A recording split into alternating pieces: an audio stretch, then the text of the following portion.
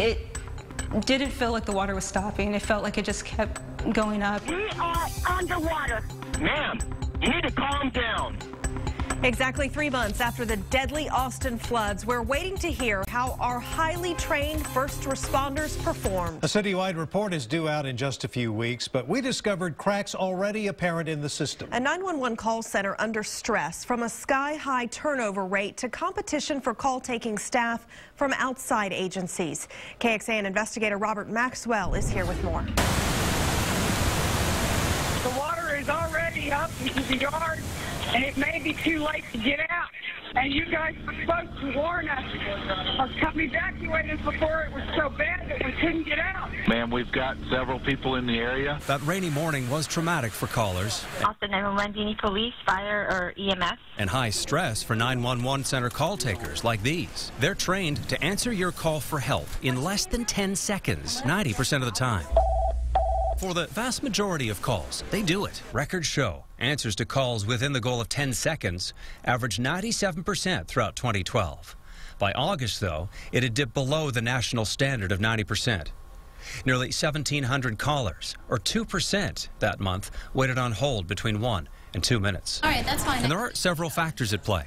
Today, city records show Austin's 911 center is battling a turnover rate of 30%, in line with rates seen in much larger cities. City records confirm as many as 16 vacancies right now. Austin Public Safety Commissioner Mike Levy says that's a recipe for inexperienced replacements. So what you have is fewer and fewer experienced call takers who know how to properly manage a call. A complex call. As far back as 2011, Austin Police Department, which oversees 911, completed this internal audit.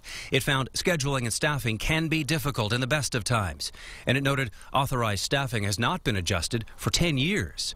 And today, competition is fiercer than ever for part-time call takers. In December, longtime call center manager Marsha Brooks told the city's Public Safety Commission, I lose people left and right, especially of late, because we simply don't offer benefits, and then the legal mandates have been increased. Those legal mandates Brooks is referring to are new state licensing rules for telecommunicators. Brooks suggests the extra screening and testing is hardly worth it for those part-timers who can get an equal-paying call-taking job at a corporate call center. Sources tell KXAN APD's been so concerned it's now put a new police commander in place to coordinate both 911 recruiting and keeping staff, and to put in place recommendations from that 3-year-old audit. Those include psychological testing along with random drug and alcohol screening due to the stressful nature of the job. We are underwater. Ma'am, you need to calm down. City records forecast 1 in 4 call takers will be on leave or ill this year. Commissioner Mike Levy says when 911 staff are out, others work overtime shifts. The call takers that are there will have greater pressure on them.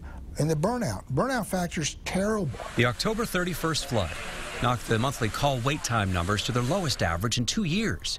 86% of callers waited less than 10 seconds, but 3.7% over the month, or 1,800 callers, were left on hold for a full minute or more. KXAN asked how many extra 911 call takers could be brought in during a disaster. Assistant Police Chief Brian Manley chose not to say and followed a City Hall order to not speak specifically about the October 31st flood until city staff write up their own after-action report. A natural disaster, weather-related like we've seen here, you're always going to have an incident that can occur that will exceed the capacity of the call center. People weren't put on hold, or were they? Again, that'll be part of the after-action report that we're going to issue on the Onion Creek flood. When you have this kind of shortage in the 911 center, and nobody stands up and says, hey, this is a problem, you know, what does that tell you about the priorities of the city of Austin? What's it going to take? I don't know what it's going to take. It'll probably take a new council, you know, that 10-1 council. The people in the neighborhoods care about public safety. And that 2011 audit we referred to in the story also brings up the size of the existing call center. It's big, and a backup call center exists as part of the city's overall emergency plan. But the main site was only built to handle 2010 call volume of about 800,000 annually. Given our fast population growth, the annual number of 911 calls in Austin might hit the million mark later this year. But police say there's no need to expand the call center just yet. However, they won't speculate into 2015.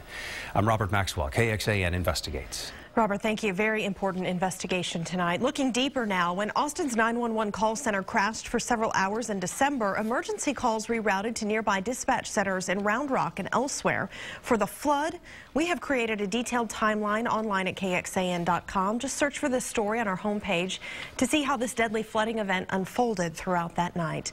And if you have a story tip you'd like KXAN to investigate, send us an email at KXAN.com or KXAN Investigates, or call our tip line 512-703-5255.